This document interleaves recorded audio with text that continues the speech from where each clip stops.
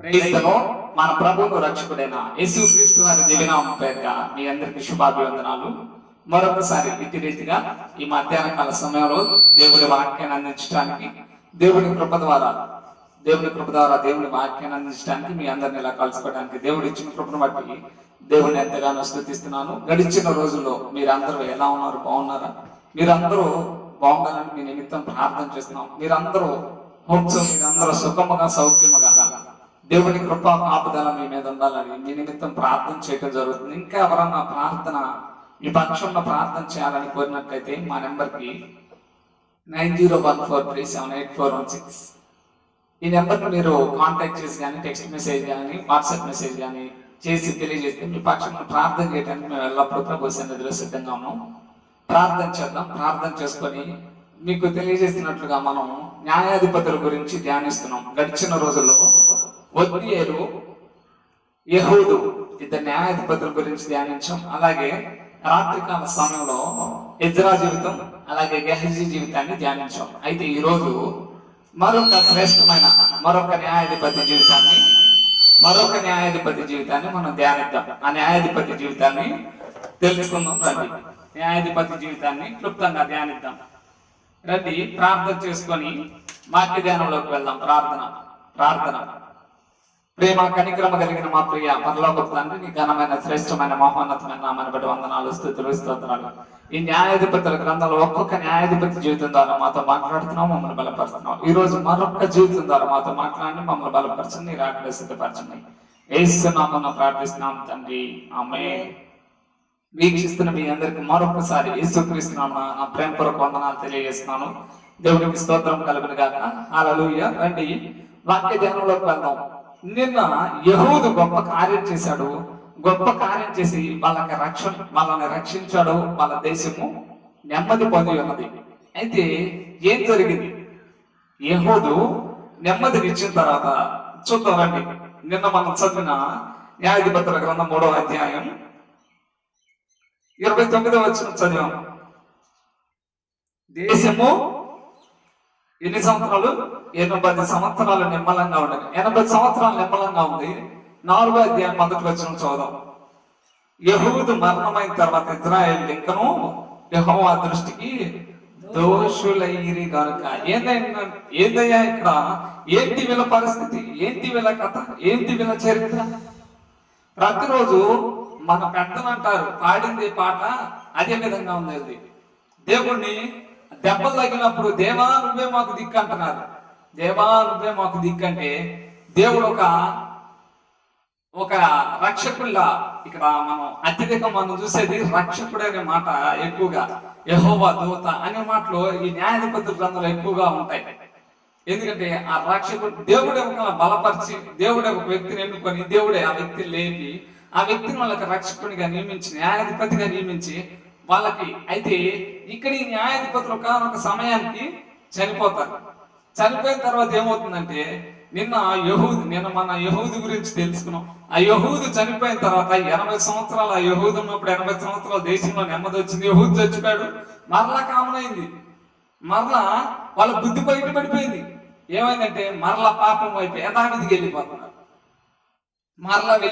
ఎందుకంటే ఆయన మనిషి కాబట్టి. యెహూదు కూడా న్యాయాధిపతిగా రక్షకునిగా తనకిచ్చిన కాలం అంతా తనున్నాడు తన కాలంలో. అయితే మనకు ఒక నీతి గల న్యాయాధిపతి ఉన్నాడు. ఆ న్యాయాధిపతి మనల్ని ఆ న్యాయపీఠం ఎదుట ఆయన యేసుక్రీస్తు ప్రభువారు నీతి గల న్యాయాధిపతి. ఈ న్యాయాధిపతులందరూ ఒకానొక సమయంలోకి వాళ్ళ ప్రాణాలు వాళ్ళు వదిలేశారు. కానీ ఆయన అయితే మరణాన్ని కూడా జయించి మృత్యుంజయుడే తిరిగి లేచాడు. దేవునికి స్తోత్రం, హల్లెలూయా. మృత్యుంజయుడే లేచాడు ఈ రక్షకుడు. ఎందుకంటే పాపానికి అలవాటు ప్రాక్టీస్ అయిపోతుంది వీళ్ళకి. ఏంటంటే ఒక వలయంలో ప్రాక్టీస్ అవుతుంది. రోజుకి నానాటికి ఏమవుతుందంటే వాళ్ళ జీవితం దేవుణ్ణి బాధపడుతున్నారు, దేవుణ్ణి దుఃఖపరుస్తున్నారు. వాళ్ళు ఏం చేస్తున్నారు? వాళ్ళు ఏమైనా మంచి కార్యాలు చేస్తున్నారంటే లేదు, అన్ని సాంప్రదాయాలు. దేవుడు చెప్పాడు, వీళ్ళు పరిశుద్ధునయ్యా, మీరు తినే తిండి దగ్గర నుంచి ప్రతి ఒక్క దాంట్లో. ఎందుకంటే వీళ్ళని దేవుడు ఐగుప్తు నుండి, వీళ్ళు బానిసత్వంలో నుంచి వీళ్ళు వేడిస్తే మొరపెడితే దేవుడు వాళ్ళని తీసుకొని వచ్చాడు. చక్కగా ఆ బానిస సంఖ్యలన్నింటినీ తెంపాడు. ఎంపీ వాళ్ళని నడిపిస్తుంటే వీళ్ళకి చేసిన అద్భుతాలు, వీళ్ళ ఎదుట ప్రతి అద్భుతం చూసిన వాళ్ళే. ఎర్ర సముద్రం 2 పాయలు కావటం చూసిన వాళ్ళు వీళ్ళే. ఫరో వెనక వస్తున్న ఫరో సైన్యం మొత్తం వీళ్ళు ఏదైతే ఎర్ర సముద్రంలో నడిచి వచ్చారో, 6 నెలల మీద నడిచి వచ్చారో, అదే ఎర్ర సముద్రంలో ఫరో సైన్యాన్ని మొత్తం దేవుడు దాంట్లోనే కప్పెట్టడం కూడా చూశారు. ఫరో సైన్యం, ఫరోతో వచ్చిన వాళ్ళందరూ చనిపోవడం కూడా వీళ్ళు చూశారు. కానీ వీళ్ళకి ఏం లేదంటే సరైన దేవుని పట్ల విశ్వాసం లేదు. ఒక 40 సంవత్సరాలు దేవుణ్ణి నమ్ముకున్న, ఈరోజు మనలో కూడా చాలా మంది అంతే. దేవుణ్ణి నమ్ముకున్న సంవత్సరం బాగానే ఉంటారు, 2 సంవత్సరాలు, 3 సంవత్సరాలు, 5, ఇది ఏదో బాగాలేదు కానీ నేను వచ్చిన స్థితి అనే మాట నీ నుంచి వస్తుందంటే నువ్వు యేసుక్రీస్తు యొక్క గుణాన్ని, ఆయన పరిశుద్ధాత్మ శక్తి నువ్వు అనుభవించరా.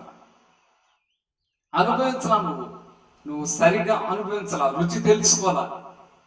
యెహోవా ఉత్తముడని రుచి చూసి తెలుసుకోండి, రుచి చూసి తెలుసుకోవాలి. అయితే వీళ్ళు దేవుడు అనుగ్రహించినప్పుడు, దేవుడు ఆపద నుంచి తొలగించినప్పుడు దేవుడు అంటున్నారు, ఆపద నుంచి వాళ్ళంతటా వాళ్ళ ఇష్టానుసారం, వాళ్ళ శరీరం ఏది కోరితే శరీర క్రియలు వాళ్ళ ఇష్టానుసారమైన వాళ్ళు చేసినప్పుడు ఏమవుతుందంటే సాతాను బంధకాలకి, కబంధ హస్తాలకి అప్పచెప్పబడతారు. అయితే వీళ్ళు దేవునికి వ్యతిరేకంగా లేచినప్పుడు దేవుడు ఎవరో ఒకరిని శత్రువుని వీళ్ళ మీద పంపడం, శత్రువు వచ్చి వీళ్ళని బానిసగా పట్టుకోవడం జరుగుతుంది. అయితే ఇక్కడ గడిచిన రోజులో మొదటి న్యాయాధిపతి ఒత్నీయేలుని చూసాం, రెండో న్యాయాధిపతి నిన్నటి రోజున యెహూదును చూసాం. ఈ రోజు మనం తెలుసుకునే వ్యక్తి పేరు. అయితే ఆ వ్యక్తి గురించి పెద్దగా బైబిల్ గ్రంథంలో చాలా పెద్దగా రాలేదు, కానీ బైబిల్ గ్రంథంలో ఒక వ్యక్తి గురించి దేవుడు, ఎందుకంటే బైబిల్ గ్రంథంలో చాలా మంది న్యాయాధిపతులు ఉన్నారు. చాలా మంది మనం చూస్తే సంసోనుకి అధ్యాయాలు కేటాయించున్నాయి, కొన్ని అధ్యాయాలు. మిగతా వారికి అధ్యాయాలు కేటాయించున్నాయి, దెబోరాకు ఉంది. అయితే కానీ ఇక్కడ ఈ వ్యక్తికి మరలా గిద్యోనికి అధ్యాయాలు ఉన్నాయి, కానీ ఇతను పెద్ద గొప్ప యుద్ధం ఏం చేయాల, పెద్దది.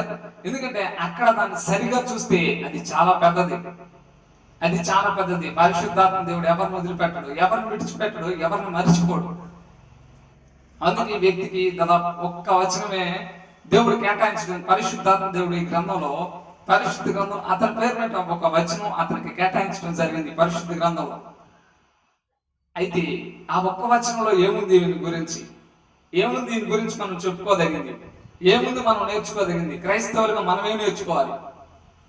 ఈరోజు క్రైస్తవ జీవితం అంటే ఒక గొప్ప దైవజనుడు అన్నాడు బైబిల్ ముందు, నేను ఎప్పుడూ విద్యార్థిని అన్నాడు.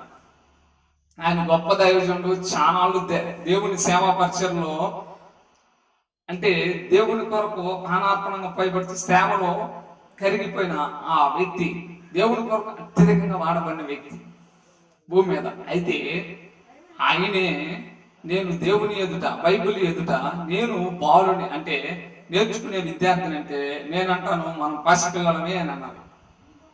ఆయనే అలాంటి. రోజు మనం ఎలా ఉండాలంటే పసిపిల్లల ఇంకా అలాగే ఉండకూడదు. మరగుజ్జుల రక్షించబడి సంవత్సరాలు అవుతుంది, ఇంకా మరగుజ్జుల ఎలా ఉంటాం? భక్తిలో, వాక్యం తెలుసా నీకంటే వాక్యంలో అందుకు పౌలు అంటున్నాడు, మీరు ఈ సమయాన్ని బట్టి చూస్తే, మీ విశ్వాసాన్ని బట్టి చూస్తే, మీరు రక్షించబడిన దాన్ని బట్టి చూస్తే, మీరు వాక్యంలో ఈరోజు బోధింపదగిన వారే ఉండాలి. అతి ప్రాధాన్యత రావాల్సింది మీరు ఎలా ఉన్నారంటే పాలు తాగే పిల్లల్లాగా ఉన్నారు.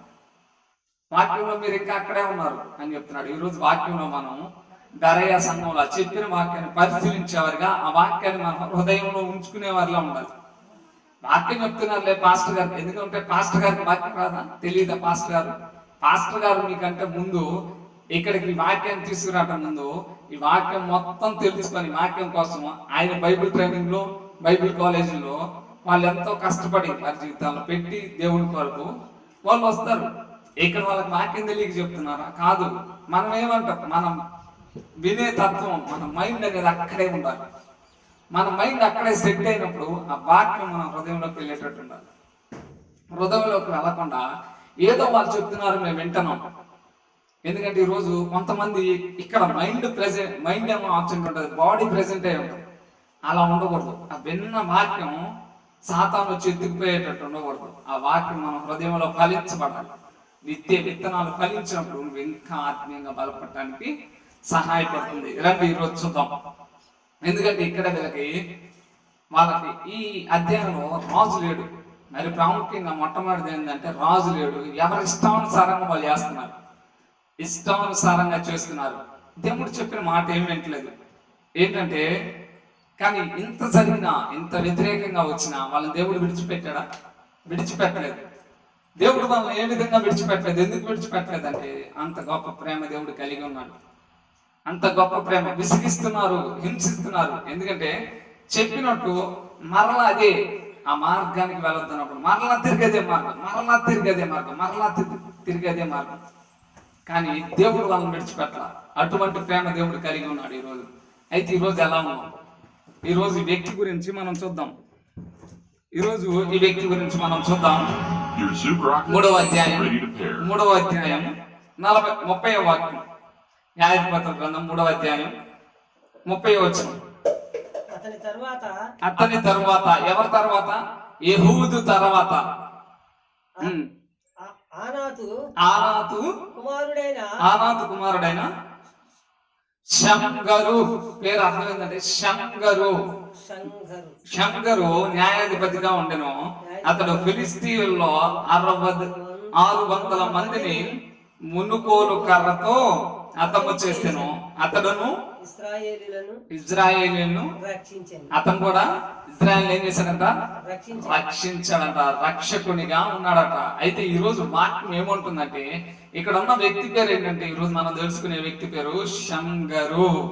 అతని పేరు ఎందుకంటే ఈ బైబిల్ గ్రంథంలో వచ్చిన వాళ్ళంతా న్యాయాధిపతులంతా యేసుక్రీస్తుకు ఒక ఛాయగా గుర్తుగా ఉన్నారు. బైబిల్ గ్రంథంలో పాత నిబంధనలు అత్యధికంగా చెప్పబడినవన్నీ రాబో యేసుక్రీస్తుకి ఛాయగా ఉన్నాయి, ఛాయా రూపంగా చెప్పబడ్డాయి. యేసుక్రీస్తు ప్రభువారే చెప్తున్నారు. మీరు యోనా గురించి మీకు తెలుసా? యోనా ఎలా అయితే చేప కడుపులో ఉన్నాడో అలాగే మనిషి దేవుడు పోల్చి చెప్తున్నాడు. ఎందుకంటే అది ఆయన గురించి చెప్పబడింది. పాత నిబంధనలు ఆయన గురించి చెప్పబడింది. ఎందుకంటే అది సాదృశ్యం, అది ఆయన రావడానికి ఛాయారూపం. అయితే ఈరోజు ఎలా ఉన్నావు? ఎందుకంటే మన న్యాయాధిపతి, మన నీతి గల న్యాయాధిపతి మన కోసం ప్రాణమే పెట్టాడు. వీళ్ళు వాళ్ళని కాపాడటం కోసం అలా నిలబడ్డారు ఈరోజు. అందుకే దానియేలు పేరుకి అర్థం చూస్తే యెహోవా న్యాయాధిపతి అని అర్థం, దానియేలు పేరుకి అర్థం. అయితే ఈరోజు శంగరు జీవితం ద్వారా మనం ఏం నేర్చుకుంటామయ్యా? శంగరు ఏమి పాఠాలు నేర్పుతాడు? ఏమి రాసలేదు కదా, ఒక్క వచనంలోనే ఉన్నప్పటికీ ఎక్కువగా అతని గురించి మనం చూస్తే అతని తరువాత, ఎందుకంటే చాలా మంది ఉన్నారు న్యాయాధిపతులు, చాలా మంది ఉన్నప్పటికీ కానీ ఇతనికి శ్రేష్టమైనది దేవుడు అనుగ్రహించాడు. ఎందుకంటే ఈరోజు మనం కూడా ఈ శంగర్ జీవితం మొత్తం తెలుసుకున్న తర్వాత ఈ శంగర్లా ఉండాలని మనకు కూడా అనిపిస్తుంది. ఈ శంగర్ ఎలా దేవుడి కొరకు వాడబడ్డాడు, దేవుడి కోసం నిలబడ్డాడు, ఇశ్రాయేలు ప్రజలను ఎలా కాపాడాడు, ఫిలిస్తీన్ నుంచి ఇజ్రాయెల్ ప్రజలను ఎలా కాపాడాడు, ఇవన్నీ మనం తెలుసుకుంటే వాక్యంలో తెలుసుకున్నప్పుడు మనకి అనిపిస్తుంది. ఎందుకంటే అక్కడ అతను వాడింది ఏంటంటే ఏంటిది? అది ఒకసారి చదవండి. ఏం వాడాడు? వెపన్. మనం వెపన్ అనలేము దాన్ని, అతను వాడిన దాన్ని వెపన్ అనలేము. ఏంటిది? మునుకోలు కర్ర. మునుకోలు కర్ర అంటే ఎలా ఉంటుందో తెలుసా? ఆ ఒక కర్ర ఉంటది, ఆ కర్ర చివర ముళ్ళు ఉంటది, దగ్గరగా షార్ప్నెస్ గా ఉంటది. మునుకోలు కర్ర.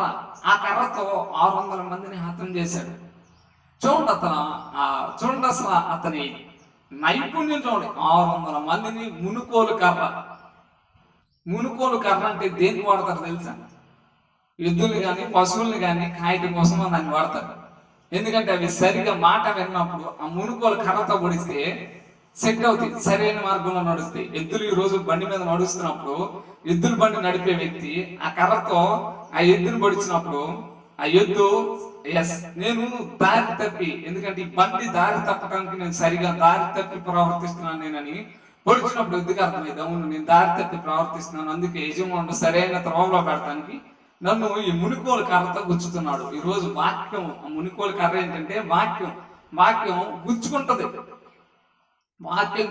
గుచ్చుకున్నప్పుడు ఏం జరుగుతుంది అంటే ఎటు వెళ్ళాలి, నీకు సరైన మార్గాన్ని. ఈ వాక్యం ఎలాంటిదంటే 119 కీర్తన 105 వచనం, 119, 105 ఎలాంటిదంటే ఈ వాక్యం నా పాదములకు దీపమును నా త్రోవకు వెలుగునై ఉన్నది.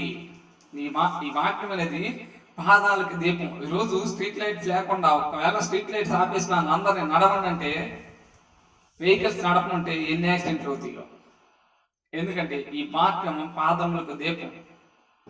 పాదములకు దీపం. మామూలు దీపం లేకుండానే స్ట్రీట్ లైట్లో అన్ని స్ట్రీట్లో రన్ చేయమన్నా కానీ అలా వెళ్ళమన్నా అన్ని యాక్సిడెంట్స్ అవుతాయి. ఈరోజు నీ జీవితంలో దేవుని లేకుండా, దేవుని వాక్యాన్ని కలిగి లేకుండా వెళ్ళేది. ఈరోజు అతని చేతిలో ఉన్న చిన్నదే ఏంటంటే మునుకోలు కర్ర, పశువులు కాసుకుంటున్నాడు. ఎందుకంటే దేవుడు ఎవరినైనా వాడుకుంటాడు. దేవుడు వాడుకోవాలి అని అనుకుంటే, దేవుని చిత్తమై ఉంటే దేవుడు ఎవరైనా వాడుకుంటాడు. ఇది వ్యక్తిని చూస్తే ఈ వ్యక్తి గురించి అత్యధికంగా రాలేదు, కానీ రహస్య రక్షకుడు అని కూడా అనుకోవచ్చు. రహస్య రక్షకుడు. కానీ రహస్య రక్షకుడు అయినప్పటికీ కానీ దేవుడు ఇతను ఏం చేశాడు? మర్చిపోలేదు. ఈరోజు మన దేవుడు మర్చిపోయేవాడు కాదు. మాటిచ్చి మనం మాట ఇచ్చామనుకోండి మర్చిపోతాం కదా. కానీ మాటిచ్చి మర్చిపోయేవాడు కాదు దేవుడు. నిబంధన చేస్తే ఆ నిబంధన కోసం యోసేపు చెప్తున్నాడు, మన పితరులకి నిబంధన చేశాడు దేవుడు, ఖచ్చితంగా వస్తాడు దేవుడు. నా ఎముకలు ఎడగట్టద్దు, నన్ను నేను సమాధి చేయొద్దు. యోసేపుకి ఎంత ముందు చూపండి. దేవుడి ఆజ్ఞల ప్రకారం రోజు దేవుని చిత్తానుసారంగా నడవటంలో దాంట్లో సంతోషం ఉంటుంది. ఈ లోకంలో లేని సంతోషం. క్రైస్తవుడు ఎందుకు అలా బతుకుతున్నాడు? క్రైస్తవుడికి చాలా మంది అనుకుంటారు వీళ్ళకి ఏమి లేవు, వీళ్ళు పేదవాళ్ళు, వీళ్ళు ఎలా సంతోషంగా ఉన్నారంటే వాళ్ళు అంటున్నారు మేము పేదవాళ్ళమే. కాదని చెప్పట్లా. ఈ ఆత్మీయంగా అయితే పేదవాళ్ళం కాదు, ఆత్మీయంగా ఐశ్వర్యవంతులం. యేసుక్రీస్తే మా కోసం బలి అయిపోయాడు. ఆ యేసుక్రీస్తే మా సొంత రక్షకునిగా మా కోసం ఉన్నాడు. మాకేం కావాలి? మేము ఇక్కడ కన్ను మూస్తే ఆయన ఒళ్ళో తేలుతాం, కరెక్ట్గా ఆయన దగ్గరే తేలుతాం. ఆయన దగ్గర పరలోక రాజ్యంలో ఆయన ఒడిలో మేము తేలుతాం. ఆయన ఒడిలో తేలినప్పుడు బంగారు వీధుల్లో మేము తిరుగుతాం. మా కోసం చాలా ఉంది. ఈ భూమి మీద మేము పరదేశం, యాత్రికులం. మేము యాత్ర చేయడానికి వచ్చాం. అందుకే మీరు అపోస్తులు చూడండి, అపోస్తులు ఎక్కడ ఏమి సంపాదించుకోవాలి. ఎందుకంటే సేవే ముందుకి, సేవలోనే వెళ్తున్నారు. సంపాదించుకోవటం తప్పని నేను చెప్పట్లా. నీ భక్తి కొరకు సంపాదించుకోవటం మంచిదే, కానీ అదే పనిగా పెట్టుకొని దేవునికి ఇవ్వాల్సిన స్థానం నుంచి జరిగిపోకూడదని తెలియజేస్తున్నాను. అయితే చూద్దాం రండి. ఎందుకంటే ఒక సాధారణమైన వ్యక్తి, ఎందుకంటే పశువులు కాసుకుంటున్నాడు. ఎందుకంటే అతని చేతిలో ఉంది మునుకోలు కర్ర. అంటే మనం అనుకోవచ్చు పశువులు కాస్తూ ఉన్నాడేమో. ఆ వ్యక్తిని దేవుడు వాడుకున్నాడు. చూడండి, ఒక న్యాయాధిపతిగా దేవుడు వాడుకున్నాడు. అతని చేతిలో ఉన్న దాన్ని ఎంత చక్కగా వాడాడు. ఈరోజు దేవుడి వరకు చేయాలన్న ఆశ నీకుందా? ఎటువంటి సాధారణమైన వ్యక్తినైనా దేవుడు వాడుకుంటాడు. అతని పేరు ఆమోసు. ఆమోసుని యాజకుడు అంటున్నాడు, ఇదిగో ఈ వార్తను వెళ్ళి అక్కడ ప్రకటించు, అక్కడ మీ వాళ్ళు ఉంటారు, వింటారు అనే విధంగా యాజకుడు అంటున్నాడు. ఆమోసు అంటున్నాడు, నేను ఎవరో తెలుసా అసలు నీకు? నేను మేడి చెట్టు కింద మేడికాయలు ఏరుకునేవాడిని, పశువుల కాపరను నేను. మేడికాయలు ఏరుకుంటే దేవుడు నాకు ఈ మాట చెప్పమని, ఇది ఈ ప్రజలకు మాట చెప్పమని దేవుడు పంపించాడు. అందుకే వచ్చా. దేవుడు చెప్పాడు కాబట్టి వచ్చా. నేను పశువుల కాపరిని, మేడికాయలు ఏరుకుంటే దేవుడు చెప్పాడు. ఏమనుకుంటున్నావు? నేను మేడికాయలు ఏరుకునేవాడిని. దేవుడు వాడుకోవాలంటే ఎవరినైనా ఉన్నత గోత్రంలో ఉన్నా, లేని గోత్రంలో ఉన్నా ఖచ్చితంగా దేవుడు వాడుకుంటాడు. మీరు ఇద్దరు తెలుసుకోవచ్చు. ఒక అతను బెస్లేలు, రెండో అతను అహోలియాబు, ఒక అతనేమో యోధా గోత్రం, ఇంకొక అతను దాను గోత్రం. హైయెస్ట్ గోత్రంలో ఉన్న, లోయెస్ట్ గోత్రంలో ఉన్న గోత్రాంతో దేవుడికి ఇష్టం. ఎవరినైనా వాడుకోవాలన్న దేవుని చిత్తమైన దేవుడు వాడుకుంటాడు. అక్కడ చాలా మంది ఉన్నారు. 3 రోజులు ఉపవాస ప్రార్థనకు వచ్చిన వాళ్ళు చాలా మంది ఉన్నారు. ఎన్నో తెచ్చుకొని ఉంటారు. నేను అనుకుంటాను వీళ్ళ దగ్గర చాలా ఉన్నాయి, వీళ్ళు ఏమి ఇవ్వలేదు, దేవుని కొరకు ఏం చేయాలని ఆశ లేదు వీళ్ళలో. కానీ ఒక బాలుడు ఉన్నాడు, వచ్చి అయ్యా నా దగ్గర 5 రొట్టెలు 2 చేపలు ఉన్నాయని చెప్పి యేసుక్రీస్తు చేతిలో తెచ్చిపెట్టినప్పుడు అందరికీ ఆహారం 5 రొట్టెలు 2 చేపలు తింటే ఒక మనిషికి సరిపోయి అందరికి సరిపోయేటట్టుగా తెచ్చి ఆయన చేతిలో పెట్టాడు. ఈరోజు క్రైస్తవునిగా దేవుని కొరకు ఏమన్నా చేస్తున్నావా? నేను సాధారణ వ్యక్తిని, నేనేం చేయలేను.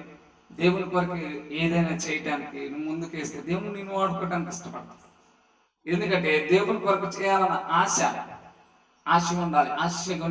ఆశ గల ప్రాణాన్ని తృప్తిపరిచే దేవుడు ఆశ ఉండాలి. ఆశ అనేది దేవుని కొరకు నేను చేయాలి, దేవుని కొరకు నేను ఇలా ఉండాలి, దేవుని కొరకు నిలబడాలి, దేవుని కొరకు గొప్ప కార్యాలు చేయాలి. ఆశ లేకుండా, ఎందుకంటే ఆశ లేకుండా ఏం చేయలేవు. అయితే ఇక్కడ చూస్తే ఈరోజు క్రైస్తవుడు ఎందుకంటే లోకం వైపు పరిగెత్తే వాళ్ళు ఉన్నారు, లోకాన్ని వెంబడించే వాళ్ళు ఉన్నారు, లోకాన్ని వెంబడిస్తూ లోక ఆశల్లో తిరుగుతున్న వాళ్ళు అనేకులు ఉన్నారు. అయితే ఈరోజు దేవుడు అంటున్నాడు, లోకాన్ని కానీ దేన్ని మీరు వెంబడించొద్దు అంటున్నాడు. లోకం దాని ఆశ గతించిపోతుంది, దేవుని వాక్యం ఎల్లప్పుడూ నిలుస్తుంది. అయితే ఈ శంకర్ మీరు చూస్తే, ఎందుకంటే శంకర్ని కూడా దేవుడు వాడుకున్నాడు, శంకర్ని వాడుకున్నాడు. ఈరోజు నిన్ను నన్ను వాడుకోవడానికి సిద్ధంగా ఉన్నాడు, నిన్ను వాడుకోవడానికి సిద్ధంగా ఉన్నాడు. మనం అవైలబిలిటీ చూపించాలి, దేవునికి అవైలబిలిటీ కావాలి. ఈ శంకర్ ఎవరు? పశువులు కాచుకునే వ్యక్తి. ఆమోస్ ఎవరు? మేడిపళ్ళు ఏరుకుంటున్నాడు. నేను పశువులు కాపర్ని, నేను మేడిపళ్ళు ఏరుకుంటాను దేవుడు చెప్పాడు, వచ్చి చెప్తున్నాను. ఇక్కడ ఆ దేవుడికి కావాల్సింది అవైలబిలిటీ కావాలి. ముగ్గురు వెళ్ళారు, ఆ వ్యక్తి అక్కడ కొట్టబడి కొన ప్రాణంతో ఉంటే ముగ్గురు వెళ్తున్నారు. మొదటి వ్యక్తి ఏమో యాజకుడు వెళ్తున్నాడు, అమ్మో నాకేం పని, వెళ్ళిపోయాడు. రెండో వ్యక్తి వచ్చాడు, లేవీయుడు, నాకేం పని అని వెళ్ళిపోయాడు. మూడో వ్యక్తి వచ్చాడు, సమరయుడు, వచ్చి ఏమంటున్నాడు అంటే, అతను పడి ఉన్న చోటుకు వచ్చి అతని వస్త్రములు అన్ని కొన ప్రాణంతో ఉన్న అతనికి గాయములు కట్టి, అతను కూడా వెళ్ళిపోవచ్చుగా, కానీ ఏంటంటే శ్రద్ధ తీసుకోవటం. ఈరోజు నాకెందుకు, ఇదిగో నీ దాంట్లో 8 మంది 8 ఉన్నారు. ఎవరో దావీదు కంటే 7 అన్నలు ఉన్నారు, దావీదు కంటే ముందు 7 అన్నలు ఉన్నారు. ఏదైతే సమయంలో వెళ్ళినప్పుడు వాళ్ళ 7 ఒక్కొక్కరు చూసి దేహదారుణ్యం చాలా బలంగా ఉన్నారు. సమయంలో అనుకున్నాను, నిజంగా రాజవ్వాలంటే ఈ మాత్రం ఇలా వర్చస్సు ఉండాలి, ఇలా ముఖం కాంతిగా, ఇలా దేహదారుణ్యం ఉండాలంటే దేవుడు అంటున్నాడు, ఆ తైలం తీసుకొని రెడీ అవుతున్నాడు. ఆగు, ఎక్కడికి వెళ్తున్నావు? అభిషేకించు. ఎక్కడికి అభిషేకించేది? పై ముఖం అవి చూసి మీరు మోసపోతారు, నేను మోసపోను. నేను హృదయాన్ని లక్ష్య పెడతాను. నా కొరకు చేయాలనే ఆశ లేదు వాళ్ళకి, ఇస్తే కూర్చుందామని వాళ్ళకి ఆశ, అది కాదు నేను కోరుకునేది. నేను నా చిత్తాన్ని, అందుకే అపోస్తుల కార్యం 13:22 దేవుడే సాక్ష్యం ఇస్తున్నాడు, నా హృదయానుసారుడైన దావీదు నేను కనుగొన్నాను. దావీదు కూడా దేవునికి మహిమకరంగా జీవించిన వాడు. దావీదు కూడా అంటాడు, అయ్యా ఎక్కడ వాడిని ప్రభా, నేను గొర్రెల సావిట్లో వాడిని నన్ను తెచ్చి ఇశ్రాయేలుకు రాజుగా చేసావు, ఎంతటి వాడిని ఆయన అని చెప్పి దేవుని గణపరిచేవాడు. ఈరోజు ఎక్కడ నేను దేవుడు వాడుకోవాలనుకుంటే, ఈ వ్యక్తి ఆ పనిలో ఉన్నప్పుడు, ఈరోజు బైబిల్ గ్రంథం మనకు అర్థం కావాలంటే ఎవరికి అర్థం కాదు. దావీదు ప్రార్థన చేసినట్టు మనం కూడా ప్రార్థన చేయాలి. నేను ఫ్రాంక్గా చెప్తున్నాను కదా, నేను కూడా దాదాపు 7 సార్లు పూర్తి చేసాయి బైబిల్ గ్రంథం. కానీ ఇప్పుడు మళ్ళీ కూర్చున్నా నాకు కొత్తగానే కనిపిస్తుంది, అది కొత్తగా అనిపిస్తుంది. ప్రతిసారి ఆ రాస్తున్న వాక్యం మళ్ళీ రాసుకుంటుంటే మరొక కొత్తగా వస్తుంది.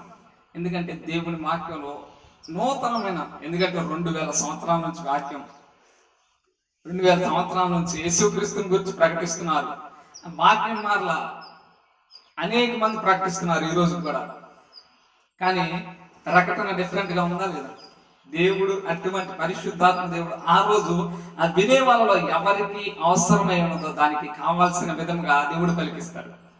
పరిశుద్ధాత్మ దేవుడు పలికించే మాటలు ఇక్కడ ఉన్నప్పుడు ఆ నోట దేవుడు మాట పెట్టి ఆయన ఇష్టానుసారంగా వాడుకుంటాడు. అయితే ఈరోజు ఇక్కడ చూస్తే మనం నమ్మదగిన వారం కాదు, ఎందుకంటే ఈ ఇశ్రాయేలు ప్రజలు కూడా నమ్మదగిన వారు కాదు. ఎందుకంటే మనమైతే ఛాన్స్ ఇస్తాం, మీకు ఇదే ఛాన్స్ మనం చెప్తాం. ఒకసారి తప్పు చేశారనుకోండి, ఛాన్స్ ఇచ్చి 2వ చూస్తాం, నీకు ఇంకా ఛాన్స్ ఏమి ఇదే, నువ్వు ఇక ఈసారి కూడా నువ్వు మాట తప్పితే ఇక నీతో అసలు ఇక మాటలు లేవని మనం కరాఖండిగా చెప్తాం. అయితే వీళ్ళకి ఎన్నిసార్లు అయినా దేవుడు మొదట ఒత్నీయేలు చనిపోయినప్పుడు మరలా పాపంలోకి వచ్చారు. యెహూదు వచ్చి మళ్ళీ కాపాడి 80 సంవత్సరాలు నెమ్మది వచ్చి మరలా తిరిగి పాపంలోకి వెళ్తుంటే ఈ శంకర్ చేసింది, ఎందుకంటే చిన్నవాడే, ఎందుకంటే ఎక్కువ రాయమలేదు, కానీ దేవుడు ఏంటంటే మన దేవుడు చిన్నవారిని కోరుకునే దేవుడు, చిన్నవారిని కోరే పెద్ద దేవుడు. చిన్న వాళ్ళని ఆ బిడ్డ దగ్గర 5 రొట్టెలు 2 చేపలే ఉన్నాయి, అవే కోరుకుంటున్నాడు దేవుడు. వాళ్ళ దగ్గర నాకు తెలిసి ఇంకా వాళ్ళు తినడానికి తెచ్చుకున్న వాళ్ళు చాలా మంది ఉంటారు, ఎవ్వరు ఇవ్వలేదు. కానీ 5 రొట్టెలు 2 చేపలే చాలా మందికి పంచబడ్డాయి. ఎందుకంటే అవి ఎక్కడికి వచ్చినాయి అంటే రక్షకుని చేతిలోకి వచ్చినాయి. ఈరోజు నువ్వు కూడా దేవుని దగ్గరికి రావాలి, దేవుని దగ్గరికి. ఎందుకంటే శంకరు, నేను చిన్నవాడిని, నేను ఈ కర్రతో నా దగ్గర ఉన్న ఈ చిన్న ఏదైతే 7-8 అడుగులు ఉన్న ఈ కర్రతో 600 మందిని చంపటమా? అసాధ్యం, ఇది అల్లా, ఇది అసాధ్యం అని అనుకోలే అతను. ఉన్నది కర్రే కదా, కర్ర ఏం చేసింది వీళ్ళందరినీ? దానికి ఏమన్నా షార్ప్నెస్ ఉందా? కత్తిలాగా షార్ప్నెస్ ఉందా? నరికితే తలకాయలు తీగిపోవటానికి అలా ఉందా? లేదు. అది ఒక మునుకోలు, అంటే ఆ చిన్న షార్ప్ గా, మనం ఎగ్జాంపుల్ పెన్సిల్ ఉంది కదా, పెన్సిల్ ఐడియా ఉంది కదా, ఆ ఫ్రంట్ అండ్ పెన్సిల్ షార్ప్ చేసిన తర్వాత పెన్సిల్ ఎంత షార్ప్ గా ఉంటుందో ఆ టైప్ లో మనం అనుకోవచ్చు, ఒక ఎగ్జాంపుల్ గా చూస్తే. అటువంటి దానికి 600 మందిని హ్యాండిల్ చేయాలంటే అసలు చూడండి. ఎందుకంటే తాను ఎదుటి ఉన్నది కాదు, నేను కలిగి ఉన్న దేవుడు గొప్పవాడు. ఈ చిన్నదే ఆమంటున్నాడు. ఏలియా దగ్గరికి వచ్చింది, అయ్యా ఏమి లేదయ్యా. ఏముందమ్మా అంటే, పట్టెడు పిండను నేను నా కొడుకు చేసుకోవడానికి పిండను కొంచెం ఉందయ్యా, అది తిని చచ్చిపో. లేదమ్మా, నువ్వు మొదటిది తీసుకొచ్చి దైవజనుడికి మొదటిది తీసుకొచ్చి నాకు ఇవ్వనప్పుడు, మొదటిది తెచ్చింది ఇచ్చింది. కరువు మొత్తములో ఆ చుట్టుపక్కల వాళ్ళు కరువుతో కష్టపడుతున్నారేమో కానీ వాళ్ళ ఇంట్లో కరువు లేదు రోజు. ఎందుకంటే దేవుడు సమయోచితమైన సహాయం చేయగలిగిన దేవుడు. ఒకరోజు సేవా పరిచయలో దైవజనులు మత్సింగయ్య గారు సేవా పరిచయలో వెళ్తున్నప్పుడు, ఒక చోట ఎక్కడ కూటం అయిపోయిందో అక్కడికి వచ్చినప్పుడు, దేవుడు పలానా పట్టణంకి వెళ్ళు, అక్కడ వాక్యం చెప్పాలి, పలానా పట్టణంకి వెళ్ళంటే రైల్వే టికెట్ తీసుకోవాలి. టికెట్ కాదు కదా, ఆయన దగ్గర డబ్బులు ఏమీ లేవు. ఆయన దేవుడి మీద ఉన్న విశ్వాసంతో లైన్లో క్యూలో నిలబడ్డాడు. అందరూ వెళ్ళిపోతున్నారు, ఆయన వంతు మరొక వ్యక్తి ఉన్నాడు, ఆయన వంతు వస్తుంది. ఆ మరొక వ్యక్తి వెళ్తే దైవజనులే ఆ టికెట్ తీసుకోవడానికి వెళ్ళి కౌంటర్లో అమౌంట్ పే చేయాలి. దైవజనుల నుంచి వెనక నుంచి ఒక అతను వచ్చి తట్టి, అయ్యా వందనాలు. ఏంటి? పక్కకు పిలిచాడు. అయ్యా మాట్లాడు. ఏం చెప్పండి అంటే, అయ్యా మీరు రోజు ఒక చోట మీటింగ్స్ పెట్టి ఒక చోట మీరు సభలు పెట్టినప్పుడు వాక్యం చెప్పారు. ఆ వాక్యం విన్న రోజున ఆ హృదయాన్ని దేవుడికి ఇచ్చా, ఆ జీవితాన్ని మార్చుకున్నా.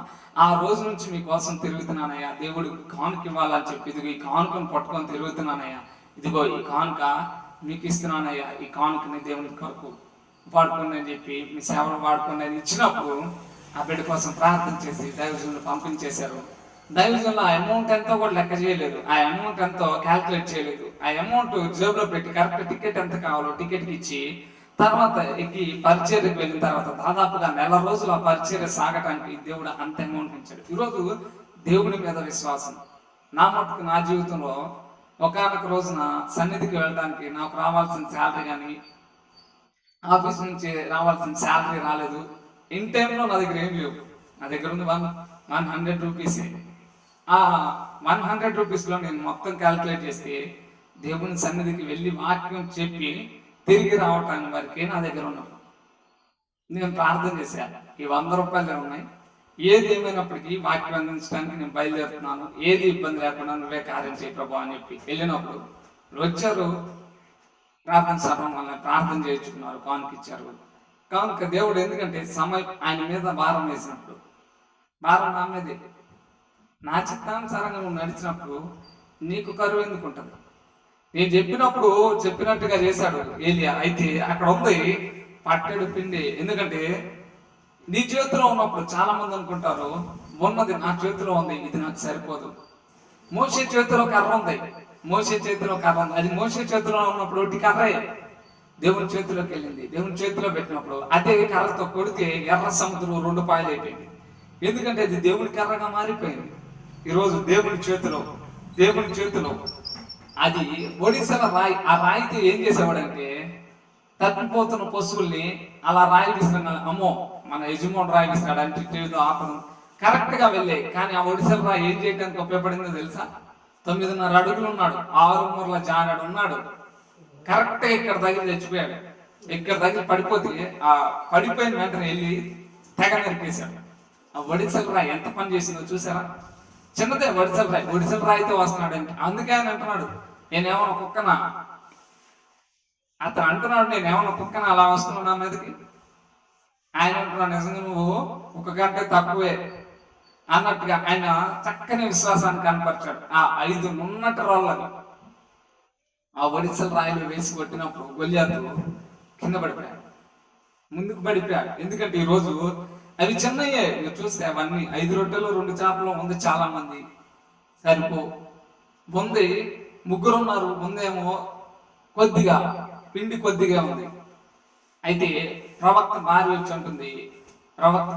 అంటుంది, అయ్యా మా ఏదైతే దైవజనుడు చనిపోయాడు, ఆయన నమ్మకంగా జీవించాడు, ఆయన అప్పులు చేశాడు, ఆ అప్పుల వాళ్ళందరూ వచ్చి నా బిడ్డలు అన్ని తీసుకువెళ్ళారు, ఇప్పుడు నా బిడ్డలను కూడా తీసుకెళ్తాను అంటున్నారు. అంటే ఎలీషా అంటున్నాడు, ఏముంది ఇంట్లో ఏముందమ్మా అంటే, ఇంట్లో నూనె ఉందయ్యా ఒక డబ్బాలు, అరువు తెచ్చుకో అందరి దగ్గర అంటే తెచ్చి ఇంటి నిండా నింపారు. అయిపోయింది అని చెప్పి మాట చెప్పగానే ఆ ఇంటి నిండా తెచ్చిన ప్రతి క్యాన్లో ఏమైంది, నూనె నింపబడింది. ఆయన ఆగిపోయిన తర్వాత అందరికి మంచి అప్పులు తీర్చుకుంది. ఎందుకంటే ఈరోజు దేవునికి ఇచ్చే విధంలో కానీ స్థానం దేవునికి ఇవ్వాలి.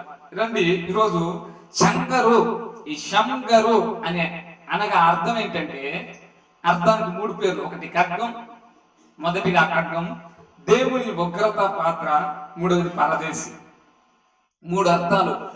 ఖడ్గం, అతను ఒక ఖడ్గముగా, దేవుని ఖడ్గముగా వాడబడ్డాడు. ఎందుకంటే దేవుని వాక్యానికి సాదృశ్యంగా, వాళ్ళ మీద శత్రువుల మీద దేవుని వాక్యానికి సాదృశ్యంగా. రెండోదిగా దేవుని ఉగ్రత పాత్ర, శత్రువులకి దేవుని ఉగ్రత పాత్రగా, మనకి పరదేశిగా. మనం పాట ఎప్పుడు పాడతామంటే ఇది చివరిలో పాడతాం, కానీ ఈ పాట నిరంతరం మనం గుర్తు చేసుకోవాలి, ప్రతిరోజు గుర్తు చేసుకోవాలి. ఏం పాట అది?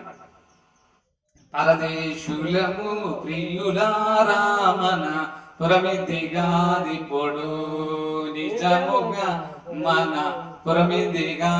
నిజంగా మన పురమిది కాదు, మనల్ని ఇక్కడికి ఎందుకు దేవుడు పంపించాడు? అందుకే పౌలు అంటున్నాడు, మన పౌర స్థితి పరలోకంలో ఉందని మర్చిపోవద్దు అని పౌలు తెలియజేస్తున్నాడు. ఎందుకు చెప్తున్నాడు అంటే, మనము పరదేశులము, యాత్రికులమై ఉన్నాం.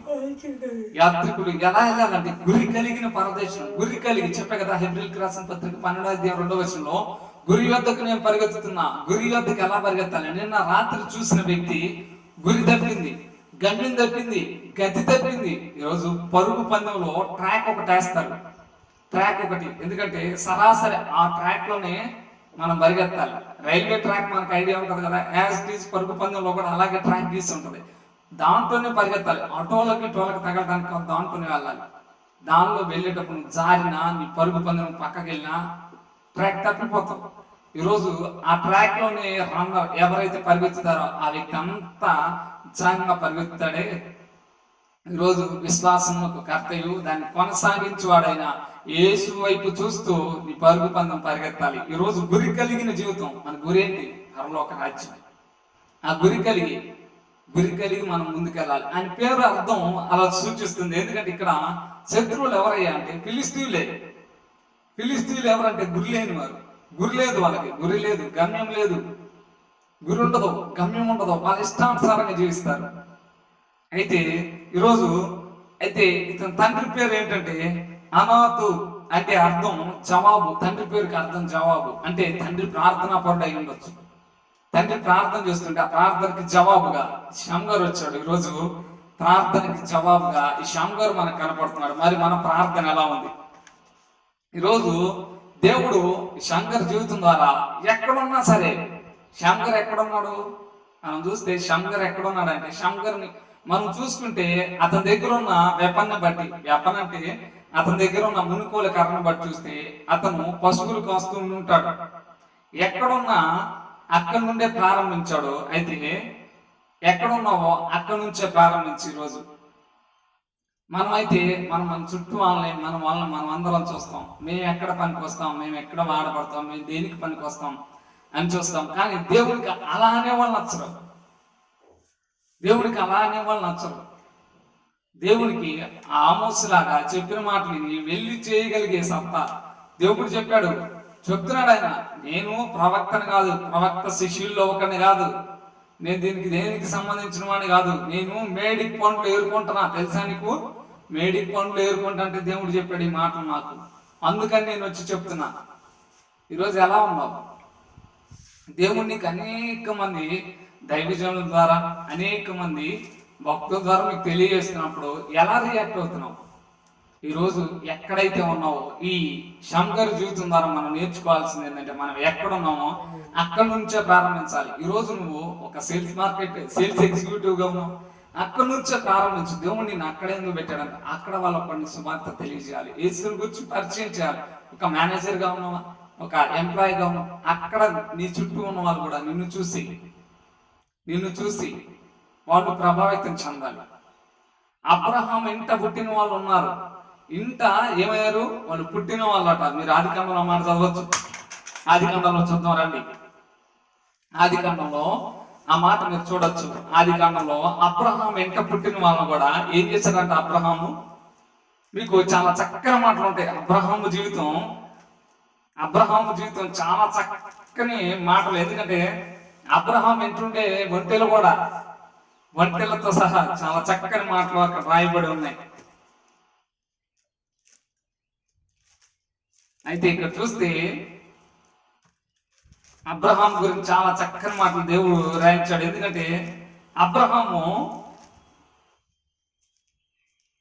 చెరపట్టనని మీరు 14వ అధ్యాయం 14వ వాక్యం, అబ్రహాము తన తమ్ముడు చెరపట్టబడినని విని తన ఇంట పుట్టి అలవర్చబడిన 318 మండుగురిని వెంట పెట్టుకొని దాని మట్టుకు ఆ రాజును తరిమిన. అబ్రహాము ఇంట పుట్టిన వారికి ఏం నేర్పాడు? అబ్రహాం యుద్ధం నేర్పాడు. ఈరోజు మన ఇంట్లో ఉన్న వాళ్ళకి మనం ప్రార్థన నేర్పుతున్నాం. ఎక్కడ ఉన్నామో అక్కడ ప్రభావితం చేసే విధంగా ఉండాలి. మన వల్ల అందరూ ప్రభావితం అయ్యే విధంగా ఉండాలి. శామ్యూల్ మోరిస్ అనే ఒక భక్తుడు ఉన్నాడు. ఆ వ్యక్తి ఒక ప్రిన్సిపాల్ గారు బైబిల్ కాలేజీకి వెళ్ళినప్పుడు ఆ ప్రిన్సిపాల్ గారు బాధపడుతున్నారంట. అయితే ఏంటంటే అక్కడికి బైబిల్ కాలేజ్ స్టూడెంట్స్ వస్తున్నారు, కానీ వాళ్ళు నిజమైన పశ్చాత్తాపం, సేవ కొరకు నిజమైన దృక్పథం అనేది లేదట. శామ్యూల్ మోరిస్ వెళ్ళి వాళ్ళకి ఏం చెప్పాడు తెలియదు, కానీ శామ్యూల్ మోరిస్ మోకరించినప్పుడు ఈ ప్రిన్సిపల్ గారు కూడా వెళ్ళినప్పుడు అందరూ మోకరించి వాళ్ళు కన్నీటితో వాళ్ళు పశ్చాత్తాపడుతుంటే ప్రిన్సిపల్ గారు ఆశ్చర్యపోయారంట.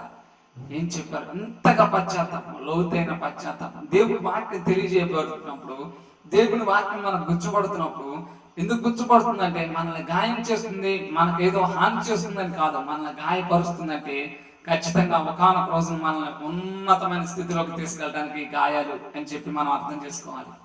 అయితే ఇక్కడ చూస్తే ఎక్కడున్నావో అక్కడి నుండే ప్రారంభించు. సేనా దెయ్యం పట్టిన వాడిని దేవుడు విడిపించినప్పుడు అతను అంటున్నాడు యేసుక్రీస్తు పాదాల యొద్ద కూర్చొని, అయ్యా నేను కూడా వస్తా ప్రభా నీతో అంటే, వద్దొద్దు, నువ్వు వెళ్ళి నీ ఎదుట దేవుడు నీ ఎదుట కనికరపడి ఏవైతే నీకు చేశాడో అవి నీ ఇంటి వారికి చూపించండి. ఆయన అంటున్నాడు, నేను ఇంటి వారికి కాదు, ఇదిగో 10 గ్రామాలకు వెళ్ళి చెప్తానని. 10 గ్రామాలు దెక్కపోలే అంటే 10 గ్రామాలకు వెళ్ళి ఏం చేశాడు?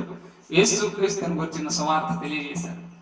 సమాధుల్లో ఉండేవాడే లోకానికి దూరంగా. ఎందుకంటే చానాలు ఆ బంధకాల్లో బంధించబడిన వాడు విడిపించబడిన తర్వాత ఎలా వెళ్తున్నాడు అంటే యేసుని ప్రకటిస్తున్నాడు. తను ఉన్న చోటనే స్టార్ట్ చేస్తున్నాడు. ఉన్న చోటనే యేసుక్రీస్తుని తన ఉన్న చోట నుంచే స్టార్ట్ చేశాడు. ఈరోజు ఎలా ఉన్నావు? సమరయ స్త్రీ మనందరూ తెలుసు. ఆ పట్టణాన్ని తీసుకొచ్చింది ఎందుకు? ఆమెకు అర్థమైంది ఈయన మెస్సయ్య అని. ఈయన మెస్సయ్య, ఇదిగో నేను చేసిన సంగతులన్నీ నాకు తెలియజేసిన వ్యక్తి మెస్సయ్య కాదా, రండి నేను మెస్సయ్యని చూశాను, మీరు కూడా రండి అని చెప్పి మొత్తాన్ని తీసుకొచ్చి ఎక్కడుందో అక్కడ సాక్ష్య జీవితం కలిగి ఉంది, సాక్షిగా జీవిస్తుంది దేవునికి. అయితే ఇక్కడ మనం చూస్తే, ఎందుకంటే దేవుని కొరకు నీకు ఏదైతే ఉన్నా దేవుని కొరకు వాడటం. ఈరోజు చాలా మంది పాడని ఇనుమేమైపోద్ది, తుప్పు పట్టిపోద్ది. దేవుడు నీకు ఇచ్చిన తలాంతులు దేవుని కొరకు వాడకపోతే అక్కడ దేవుడు తెలియజేస్తున్నాడు. తలాంతులు ఇచ్చి దేశాంతరం వెళ్ళిన తర్వాత ఆ వ్యక్తి వచ్చి తలాంతులు అడుగుతున్నప్పుడు ఒక వ్యక్తి 5ను 10 చేశాడు, 3ని అతను కూడా అభివృద్ధి చేశాడు, ఇంకొక అతను ఏం చేశాడంటే కప్పిపెట్టాడు. తలాంతులు వర్ధిలింపు చేయాలి. అయితే ఇక్కడ ఎలా ఉన్నావు? ఇక్కడ మనం చూస్తే అతని దగ్గర ఉన్నది పశువులు కాసుకునే కర్ర. అతను పశువులు కాసుకుంటూనే ఉన్నాడు, అక్కడి నుంచే స్టార్ట్ చేశాడు. అయితే చూస్తే నీకున్నదేదో దాన్ని ఉపయోగించాలి, నీకున్నదేదో దాన్ని ఉపయోగించడం. అతని దగ్గర ఉన్నది కర్రే, అతని దగ్గర ఉన్నది కర్ర అయినప్పటికీ దాన్ని వాడాడు. ఇక్కడ ఉంది 5 రొట్టెలు 2 చేపలే ప్రభు అంటే, రండి అయ్యే తీసుకురండి అన్న. అవి వాడబడ్డాయి, అందరికి పంచబడ్డాయి. మిగతా అందరి దగ్గర ఉన్నాయి, అవి ఏవి ఆశీర్వదించబడాల, అవి వాళ్ళు తినడానికి పనిచేసినాయి. ఇవి అక్కడ ఉన్న వాళ్ళందరూ తినడానికి పనిచేసింది. ఎందుకంటే దేవుడి దగ్గరికి వచ్చినాయి, ఇవి ఆశీర్వదించబడ్డాయి. మిగతా ఏమైనా మిగతా వాళ్ళ జేబుల్లోనే ఉండుంటాయి, వాళ్ళ దగ్గరే ఉండుంటాయి, కానీ అవి ఏమి ఆశీర్వదించబడ్డా. ఆయన దగ్గర ఆయన చేతిలో పెట్టిన 5 రొట్టెలు 2 చేపలు ఆశీర్వదించబడ్డాయి. ఈరోజు ఆయన దగ్గర ఉన్న కర్రని దేవుడి కోసం వాడాడు. ఆ మునుకోలు కర్రని దేవుడి కొరకు వాడాడు. వాడినప్పుడు ఏం జరిగిందంటే, మీరు చూస్తే ఫిలిస్తీన్లు ఎవరని చెప్పాడు? శత్రువులు ఎవరు? ఈరోజు దేవునికి చేయాలంటే పోస్ట్ పోన్ చేస్తారు. దేవునికి ఇవ్వటానికైనా, దేవునికి ఏదైనా చేయడానికైనా పోస్ట్ పోన్, ఇంకో రోజు చేయొచ్చులే, ఇంకో రోజు చేయొచ్చులే, ఇంకో సమయంలో చేయొచ్చులే అని చెప్పి పోస్ట్ పోన్ చేసేవాళ్ళు చాలా మంది ఉన్నారు. దేవుడు అంటున్నాడు, పోస్ట్ పోన్ కాదు, ఏది ఆ రోజు ఇచ్చేసే. దేవునికి ఏదైనా ఇవ్వాలనుకుంటే అది ఆ రోజు నీకు వచ్చిన రోజు నువ్వు ఇచ్చేసే. దేవునికి చేయాలనుకున్నప్పుడు దేవుని కోసం. ఈరోజు ఆనాడు ఆది అపోస్తులు కానీ, దైవ సేవకులు కానీ, ఈరోజు మన చేతులు సువార్త ఇంతగా మనం ఇలా సువార్త వింటున్నాం, సువార్త మనం ఎదుగుతుందంటే వాళ్ళు దేవుడి కొరకు ఆహుతిగా ప్రాణార్పణంగా వాళ్ళు పోయబడ్డారు. అయితే ఈరోజు పౌలు మాత్రమే చెప్పండి, నేను ప్రాణార్పణంగా పోయబడుతున్నాను తిమోతి. ఎందుకంటే మహిమకరమైన సేవ చేశాడు పౌలు. అయితే ఇక్కడ చూస్తే ఫిలిస్తీన్లు ఎవరంటే దేవుని సంఘానికి వస్తూ దేవుడి వాక్యాన్ని సరిగా అంగీకరించకుండా, మారు మనసు పొందకుండా, పశ్చాత్తాపం పొందకుండా, ఇవేమి దేవుడి వాక్యం మునుకోలు కర్రలా వాళ్ళకి తగులుతున్నప్పటికీ వాళ్ళు అంగీకరించిన వాళ్ళు. ఆ తత్వం ఎందుకంటే గురి లేకుండా జీవించడం. ఎలా వస్తారు వీళ్ళు? సంఘంలోకి ఎలా వస్తారు ఫిలిస్తీన్లు? ఈరోజు సంఘాల్లోకి వస్తున్నారు. ఎలా వస్తున్నారంటే దేవుడు చెప్పిన మార్గంలో రావట్లా, తమ సొంత మార్గంలో, తమ సొంత ఇష్టంలో. యోహాను సువార్తలో మాట చెప్తున్నాడు. యోహాను సువార్త 10వ అధ్యాయం, యోహాను సువార్త 10వ అధ్యాయం, యోహాను సువార్త 10వ అధ్యాయం.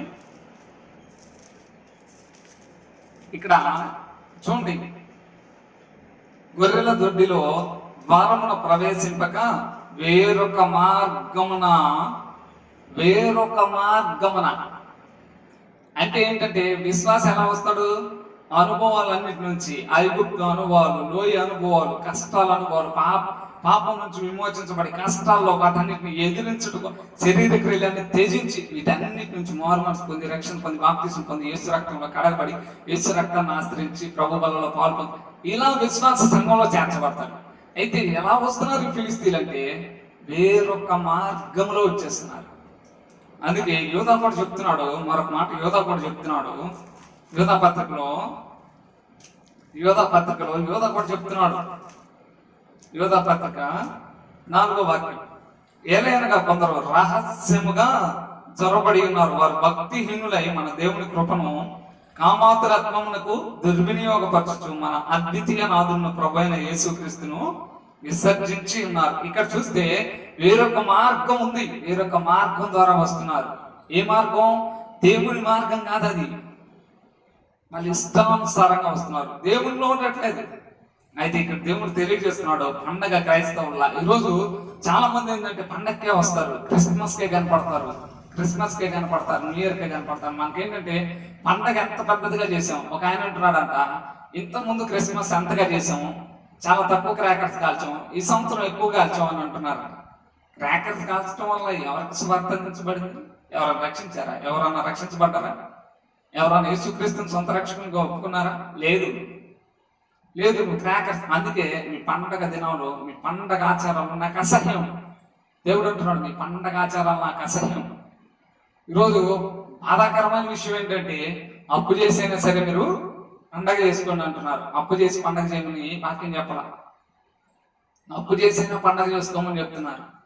ఎంత బాధాకరం! అప్పు చేసి కాదు, నువ్వు అప్పులు పాలవటం దేవుడికి ఇష్టం లేదు. నీకున్న దాంట్లో సమృద్ధిగా దేవుని కొరకు ఆ రోజు నలుగురిని పిలువు, దేవుడి వాక్యాన్ని తెలియజేయి, వాళ్ళందరికీ విందు పెట్టి పంపించు కావాలంటే. అంతేగాని నలుగురిని, మనకు తెలిసింది ఏంటంటే పండగ వేసుకోవటం, క్రిస్మస్ అవి తప్పని కేక్ కోసుకుంటున్నారు. రైట్, ఆ కేక్ కోసుకున్నప్పుడు అసలు ఎందుకు ఆ క్రిస్మస్ ఎందుకు చేస్తున్నాం? యేసుక్రీస్తు ఎందుకు ఆ నాడు దావీదు పురంలో ఎందుకు ఉదయించాడు? బెత్లెహేంలో యేసుక్రీస్తు ఎందుకు జన్మించాడు? ఆ ప్రేమ వార్త వాళ్ళకి తెలియాలి. ఊరికి క్రిస్మస్ అని వాళ్ళకి కేక్ కోసి వాళ్ళకి ఈయటం కాదు. ఆ క్రిస్మస్ అంటే ఎందుకు ఉదయించాడు, ఆ లోక రక్షకుడు ఎందుకు రావాల్సి వచ్చింది, అది తెలియజేయాలి. అయితే ఇక్కడ ఇక్కడ చూస్తే పండగ చేసే వాళ్ళగా ఆచారబద్ధంగా తయారైపోయాం. ఈరోజు దేవుడు అంటున్నాడు, శంకరు ఆచారం ఈ ఫిలిస్తీన్ని చంపేశాడు. ఎంతమందిని? 600 మందిని. 6 మానవుని సంఖ్య 600 మందిని చంపేశాడు. దేంతో చంపాడు? మునుకోలు కర్రతో. ఈరోజు మునుకోలు కర్ర ఎందుకంటే చాలా బలహీనమైంది, అది చాలా బలమైంది కాదు. ఎందుకంటే ఆ కత్తితో ఆ కర్ర మీద అలా కొడితే తిరిగిపోయింది కదా ఆ కర్ర. కానీ ఆ కర్రతో 600 మందిని అతని చేతిలో గిద్యోనికి ఉన్నట్లుగా ఖడ్గం లేదు, యెహూదుకు ఉన్నట్లుగా ఖడ్గం లేదు, సంసోను చేతిలో ఉన్నట్లుగా గాడిద దవడ ఇటువంటివి కాదు. అతని చేతిలో ఉంది చిన్న కర్రే. ఆ కర్రతోనే మునుకోలు కర్రతో వాళ్ళందరినీ జయించాడు. ఎందుకంటే ఈ మునుకోలు కర్ర గురించి ప్రసంగి చెప్తున్నాడు. ఈ మునుకోలు గురించి జ్ఞాని అయిన ప్రసంగి మునుకోలు కర్ర గురించి చక్కని మాటలు చెప్తున్నాడు. 12వ అధ్యాయం, ప్రసంగి గ్రంథం 12వ అధ్యాయం 11వ వాక్యం. జ్ఞానులు చెప్పు మాటలు ములుకోల వలెను చక్కగా కూర్చబడి బిగగొట్టబడిన మేకుల వలన ఉన్నవి. అవి ఒక కాపరి వలన అంగీకరింపబడినట్లున్నవి. ఎందుకంటే ఈ రోజు మనందరం ఫోటో తగిలించాలంటే గోడకు మేకు కొడతామా లేదా? అలాగే మునికోళ్ళు ఏంటంటే చక్కగా బిగించబడుతున్న మేకులు ఎలా ఉన్నాయో అలాగే మనల్ని వాక్యముతో దేవుడు సరిచేస్తూ దేవుని తట్టు తిప్పడానికి, దేవుని కొరకు విశ్వాసంలో, ప్రార్థనలో, వాక్యంలో దేవునికి మహిమకరంగా జీవించడానికి దేవుడు చేస్తున్నాడు. అయితే ఇక్కడ చూస్తే సౌలు కూడా చెప్తున్నాడు. సౌలు అంటున్నాడు, సౌలా నీ వేళ నన్ను హింసించున్నావు. మునికోలుకి ఎదురుదంతం నీకు మంచిది కాదు. మునికోలు కర్రకి ఎదురుదంతం. ఎందుకంటే ఆ షార్ప్ గా ఉన్న ఆ మునికోలికి కాలేలు తగిలినప్పుడు ఏమైతుంది? ఆ కాలుతో అతను తాకినప్పుడు అతని కాలుకి రక్తం వస్తుంది. అతనికి గాయం అవటం కూడా దేవుడికి ఇష్టం. దేవుడు చెప్తున్నాడు, నీకు మునికోలు కర్రకి ఎదురుదంతం నీకు మంచిది కాదు, మునికోలికి ఎదురుదంతం నీకు మంచిది కాదని చెప్తున్నావు. అప్పుడు సౌలు తెలుసుకున్నాడు, నిజమైన దేవుని సౌలు తెలుసుకున్నాడు. ఈరోజు 600 మందిని మునికోలు కర్రతో తన దగ్గర ఉన్న దాన్ని వినియోగించాడు. ఈరోజు మన దగ్గర ఉన్న టాలెంట్ ని కానీ, మన దగ్గర ఉన్న ఏదైతే తలాంతుని కానీ దేవునికి ఉపయోగిస్తున్నామా? మన దగ్గర ఉన్నది దేవునికి ఉపయోగకరంగా ఉందా? ఒక్కసారి ఆలోచించండి. 600 మందిని ఆ మునికోలు కర్రతో దాంతో హతం చేశాడు. ఈరోజు చివరిగా ఇతను ఒక వర్కర్, దేవుడి కొరకు ఒక వర్కర్ గా, దేవుడి కొరకు ఒక వారియర్ గా, దేవుడి కొరకు ఒక విన్నర్ గా, దేవుడి కొరకు పనిచేసేవాడిగా, దేవుడి కొరకు ఒక విజయ వీరుడిగా, దేవుడి కొరకు మాటబడిన వ్యక్తిగా, ఒక విజేతగా దేవుడి కొరకు ఉన్నాడు. ఈరోజు ప్రతి ఒక్కరు క్రైస్తవుడుగా ఉన్న నీవు నేను ప్రతి ఒక్కరు ఒక శంకరు వలె జీవిస్తే ఎంత బాగుంటది. శంకరు వాళ్ళందరినీ కాపాడటానికి రహస్యం. ఎందుకంటే అతి పెద్దగా 10-15 వచనాలు, 3 అధ్యాయాలు, 30 అధ్యాయాలు ఏం లేవు. ఒకే వచనంలో దేవుడు తేల్చి చెప్పాడు ఇతని జీవితం. కానీ పరిశుద్ధాత్మ దేవుడు చూడండి, ఇతన్ని ఏమాత్రం మర్చిపోలేదు. ఇతని వలె మనందరం ఎందుకు ఉండకూడదు? క్రైస్తవుడు ఈ శంకర్ వలె జీవిస్తే అద్భుతాలు అనేకులు ఎందుకు ప్రభుత్వం తెలుసుకోరు? ఈరోజు మనం శంకర్ వలె జీవిద్దాం. అటు జీవితం దేవుడు మనకు దయచేయను గాక. ఆమె ప్రార్థన చేద్దాం. ప్రార్థనలో ఏకీభవించండి. ఒకవేళ నీ జీవితం ఇంతవరకు దేవునికి వాడకుండా ఉన్నట్లయితే ఈరోజు ప్రార్థనలో ఏకీభవిస్తూ దేవుడిని అడిగితే దేవుడిని యొక్క కార్యం చేయడానికి సిద్ధంగా ఉన్నాడు. ప్రార్థన చేద్దాం. ప్రార్థనలో ఏకీభవించండి. ప్రేమ కనికరం కలిగిన మా ప్రియ పరలోకపు తండ్రి, నీ ఘనమైన శ్రేష్టమైన నామాన్ని బట్టి వందనాలు, స్తుతులు, స్తోత్రాలు. ఈ సమయంలో మాతో మాట్లాడి మమ్మల్ని బలపరిచిన విధానాన్ని బట్టి వందనాలు. శంకర్ జీవితం చక్కగా ఉంది. అట్టి జీవితంతో తండ్రి ప్రతి ఒక్క క్రైస్తవుడు ఆత్మీయంగా, ఆధ్యాత్మికంగా బలపడి రాకడానికి సిద్ధపడటకు సహాయం దయచేయమని 3 సంఘంలో ఉన్న ప్రతి ఒక్క బిడ్డను దీవించి ఆశీర్వదించి ప్రార్థనాత్మ పరిశుద్ధాత్మ శక్తితో నింపమని తండ్రి నీకే కృతజ్ఞత స్తుతులు స్తోత్రములు చెల్లిస్తున్నాం ఆయన. అలాగే సాయంకాల సమయంలో జరిగే లైవ్ లో కూడా మీ కృప నుంచి తండ్రి నాయన ఎటువంటి ఇబ్బంది లేకుండా తండ్రి నాయన చక్కగా మాకు వచ్చుటకు నేను చక్కని జీవితం, ఇప్పుడు శంకర్ జీవితం 3వ న్యాయాధిపతిగా శంకర్ జీవితం మేము నేర్చుకున్నాం. అలాగే సాయంకాల సమయంలో కూడా మరొక జీవితాన్ని మేము నేర్చుకుంటూ మాకు సహాయం దయచేయమని తండ్రి మీ కృపలో మమ్మల్ని నడిపించమని, ప్రతి ఒక్కరి చుట్టూ తండ్రి కంచె కాపుదల భద్రతను దయచేసి నీ రాకడకు సిద్ధపరచమని మీకే మహిమ ఘనత ప్రభావం చెల్లిస్తూ ఏస్తున్నామున్న తండ్రి నాయన యూట్యూబ్ లో చూస్తున్న వారిని కూడా దీవించి ఆశీర్వదించమని, నా ఇచ్చిన బిడ్డను కూడా దీవించి ఆశ్రయించమని ఏస్తున్నామున్న ప్రార్థిస్తున్నాం తండ్రి. ఆమేన్, ఆమేన్, ఆమేన్. మన తండ్రి అయిన దేవుని ప్రేమ, కుమారుడైన యేసుక్రీస్తు కృప, ఆదరణకర్తైన పరిశుద్ధాత్మ దేవుని యొక్క అన్యోన్య సహవాసం ఇప్పుడును ఎల్లప్పుడూ కూడుకున్న మనకి, సకల పరిశుద్ధులకి, సంఘానికి, యూట్యూబ్ లో చూస్తున్న వారికి సదా తోడై నడిపించును గాక. ఆమేన్, ఆమేన్, ఆమేన్. వీక్షిస్తున్న మీ అందరికీ నా నిండు వందనాలు. దేవుడు మిమ్మల్ని అందరినీ నిండుగా మెండుగా దీవించి ఆశీర్వదించును గాక. May God bless you. May God bless our India.